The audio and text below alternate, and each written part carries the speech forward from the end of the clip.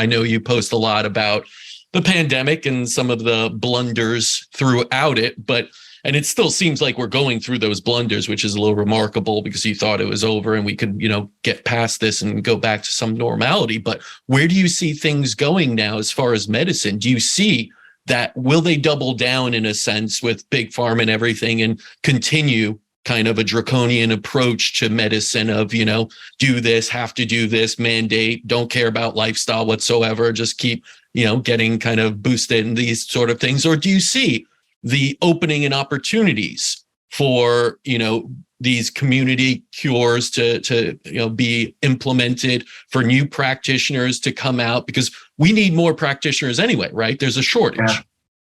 I don't think you're going to get them going the same route as we have in the last 2 years. They're dropping like flies saying, I don't want to do this. No, absolutely.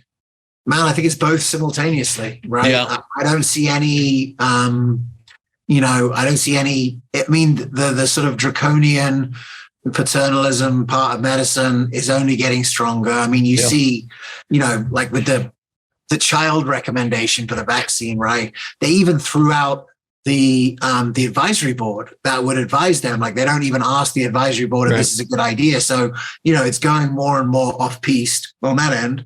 But, and then, so I'm equal parts like optimistic because I see new things emerging, and I'm working every day on having those things emerge more and more.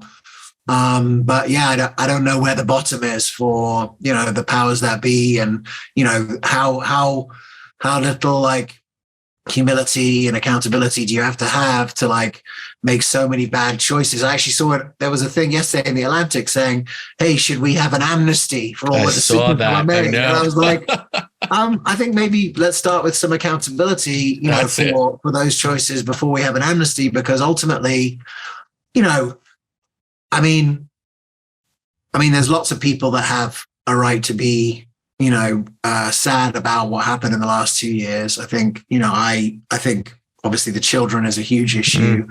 But I mean, the biggest thing of all is like the businesses that lost business and were put out of business because they weren't able to open. And the, superstore down the road was, that thing was crazy. And so I feel like ultimately, there has to be some accountability. I don't think that's going to help anyone's businesses come back. If that was the case, like, forget about the politics for a moment. We care about health. I only care about health. Like, that has happened. That's happening right now. And, there's a moment where it's an interesting time to be alive, because ultimately what we're seeing is these competing ideas are like coming together on a bigger stage than they've ever come before. Even that, that conference on hunger that was a few weeks ago in Washington, D.C., I think it was, a couple of months ago now, like that was, there's not a lot of credibility in my mind there, because the last time they did it, we ended up with all this chronic illness that didn't exist in the 50s and 60s.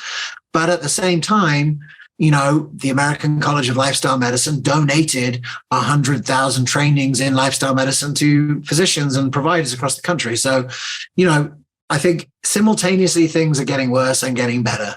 Yeah. And I think that if enough of us start to play on, the new paradigm team, we can just, in the words of Bucky Fuller, build the new system that makes the existing system obsolete. It's been on the bottom of my email for like 8 years, and I think about it every day. And ultimately, that's sort of where my head's at.